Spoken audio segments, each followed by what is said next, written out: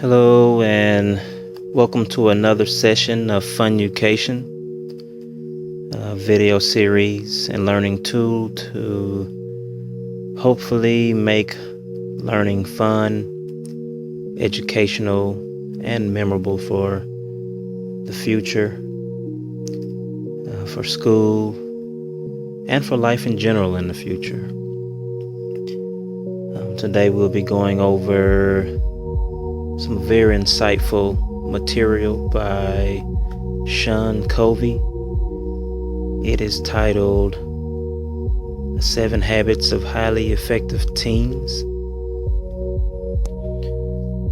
And I'll just be going over the material and the PowerPoint, and hopefully it can help assist teens and young adults, and hopefully kids as well, because it would be good to expose younger children to this type of material as well, maybe even before they hit the teenage years, so that way they can have some insight and some wisdom as they go into the teenage years and into adulthood as well. So basically this will be just a read along over the material, over the PowerPoint, and you can just follow along as I go.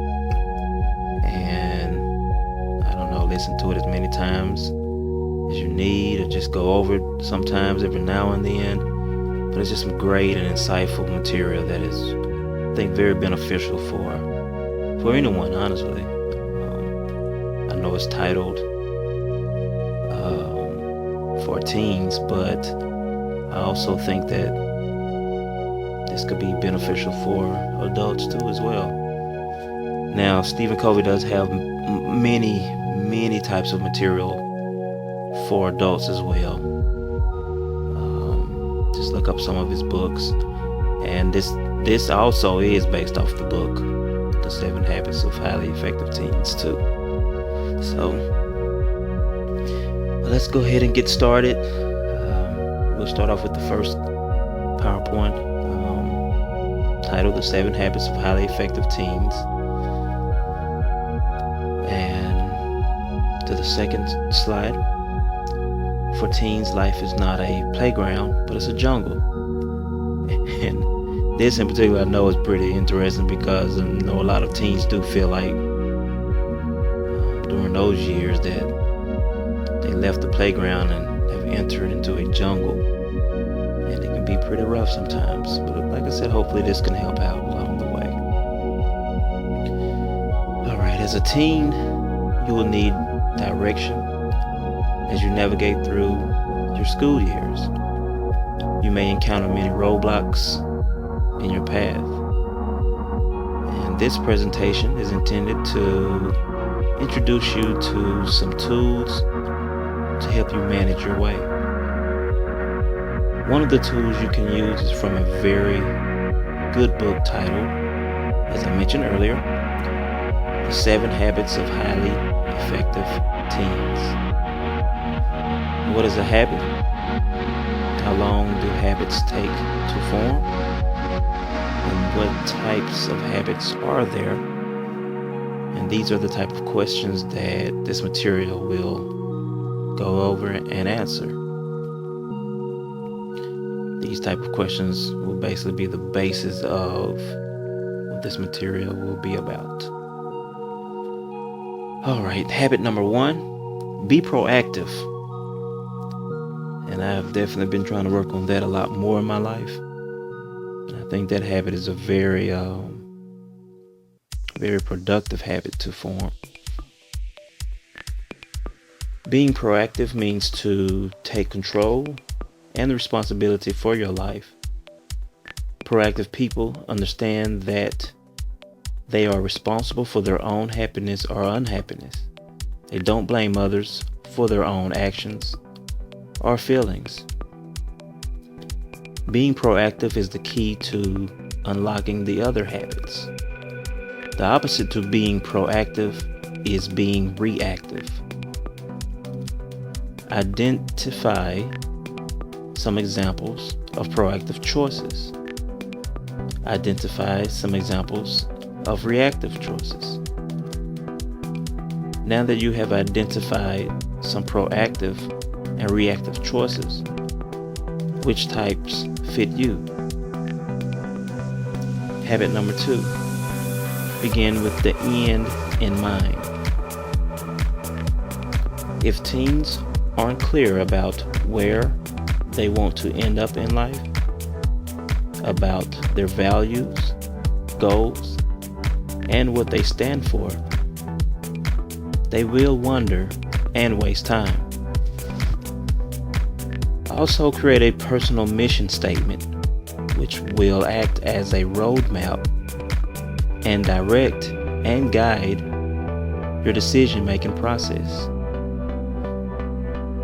Moving to habit number 3, put first things first. I used to hear that a lot, but I think honestly now I'm just now started to understand it actually. Now this habit helps teens prioritize and manage their time so that they focus on and complete the most important things in their lives. Putting first things first also means learning to overcome fears and being strong during difficult times. It's living life according to what matters most. That is very, very important. Prioritizing life and putting first things first, because you don't want to overlook the small things, but you want to make sure you prioritize things in an orderly manner that are most important to you first, and to helping others as well, and your family. Alright, habit number 4, think win-win. Teens can learn to foster the belief that it is possible to create an atmosphere of win-win in every relationship. This habit encourages the idea that in any given discussion or situation, both parties can arrive at a mutual beneficial solution. Learn to celebrate the accomplishments of others instead of being threatened by them. I think that is something that that's just something that's very important in society overall, especially nowadays. I think that would help progress society overall and help build an atmosphere in our culture and society that everybody wins, and not just in such unhealthy competition towards each other and holding each other down, but thinking in a way, in a mindset that everybody wins, that you win, the other person wins, all parties win, and all parties that are affected to the parties that win. And it just creates a more loving and harmonistic environment overall.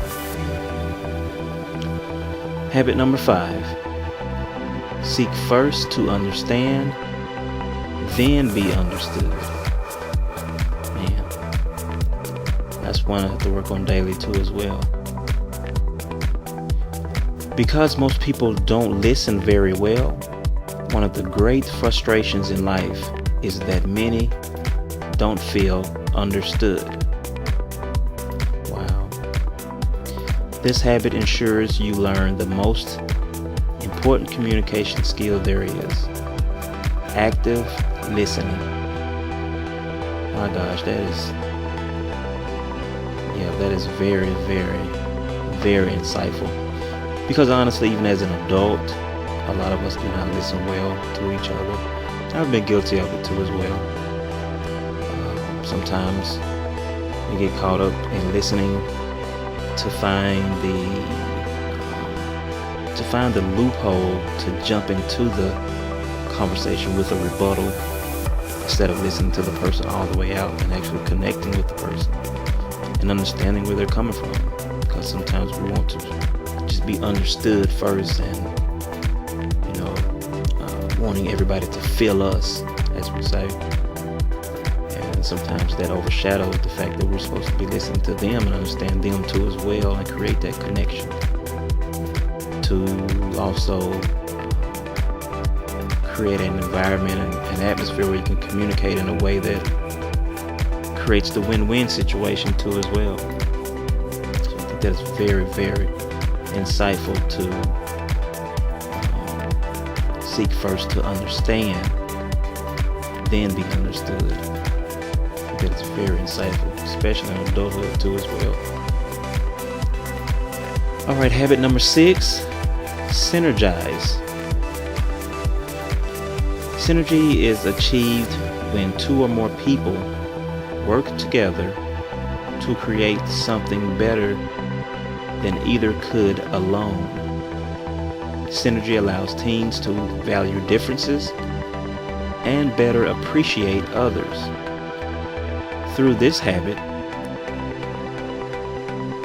learn that it doesn't have to be your way or my way, but rather a better way.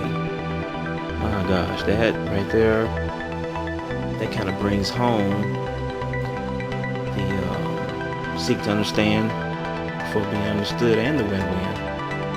Kind of ties them together, really. And then you create that synergy where you value their differences and appreciate others. It doesn't always have to be your way or my way. You know, what do people say in the street? My way or the highway, as we always say. But that doesn't get you too far, honestly. Because even in A-type people, males or females, even in strong personalities that, you know, have a program or something that is very successful and they're at the quote-unquote top of the food chain and running a great successful program or career or something, or CEO, whatever the case may be, even in their homes, you still have to create a synergy because you still have to get the people that you are leading to buy into what you're leading. So to create that, you have to have some type of synergy and harmony going on too as well.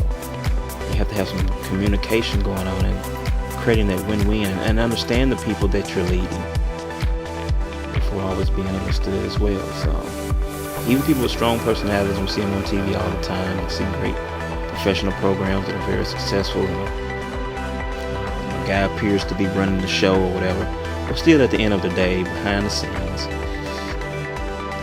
he is definitely doing a lot of communication, a lot of talking, a lot of connecting, a lot of understanding the people he's leading. We don't see that part a lot, but that's definitely what's going on behind the scenes. So habit number 6, synergize, is very, very important. Habit 7, sharpen the saw. This should be interesting. Teens should never get too busy living not to take time to renew themselves. That is true. When a teen sharpens the saw, he or she is keeping their personal self sharp so that she can better deal with life. That is true. Definitely can see that. Sharpening the saw means regularly renewing and sharpening the 4 key dimensions of life: body, brain, heart, and soul. That is very, very important, I think. Kind of having some downtime sometimes, or something to break the monotony that can set in from a routine life. That's very important in life in general, in children, teens, and adults. Marriages, relationships, all types of dynamics of life. School. Sometimes you have to, as the habits say, sharpen the saw. You have to renew yourself sometimes, so that way he or she can better deal with life. Get a renewed perspective, renewed energy. You have to take care of that body, brain, heart, and soul, which is, like it says here, is really 4 great dimensions of life. You have to renew the body, renew the brain, renew the heart, and renew the soul. And that way you can just deal with the things that come at you in life a lot better and don't feel the constant burnout or, as I used to say all of the time, scatterbrain. feeling where you just feel like a high ball of hay in the wind and just going to and fro. You can kind of renew yourself. You can kind of just calm yourself down and make better decisions again, and don't feel so overwhelmed. And I know sometimes it's tough, especially when the funds are limited. Maybe it's just good to maybe put an envelope aside and put a few bucks in it, $5, $10 in it every now and then, to maybe plan a little short, quick trip. It doesn't have to be a long out of the country vacation, but just, take a day or two, save up for it, to be able to just renew your mind and your soul and your spirit, and reconnect to the Creator, reconnect to God. Because without Christ, you won't have that renewed peace, basically. Okay, well, let's go over the 7 habits of highly effective teens and do a quick review. Habit number 1, again, would be proactive. Habit 2, begin with the end in mind. Habit 3, put first things first. Habit 4, think win-win. Habit 5, seek first to understand, then be understood. Habit 6, synergize. And habit 7, sharpen the saw. Well, I hope you enjoyed this session of Funucation. Hopefully this will be insightful. Hope you enjoyed the little music in the background. Hopefully it was very stimulating. Just, keep your attention, keep it fun, and help it set in some, and just make it more, digestible, while you're still getting educated and getting some insight and wisdom that's passed on, through all of us. Hopefully maybe you have some stories too. Share them with us too as well. Leave some comments or some insightful material that you may know about, and let us know. It's all about a community of just helping each other and educating each other and creating a better life and spreading wisdom too. Because although they say knowledge is power, but more powerful is wisdom too as well, and insight. So hopefully this will help, and I just appreciate your time, and we all here appreciate your time, and appreciate you taking the time to view these videos, and hopefully you can share them with friends, and maybe we can build a better society and culture in our future. Thanks. Have a great evening or day, and wish you well. God bless.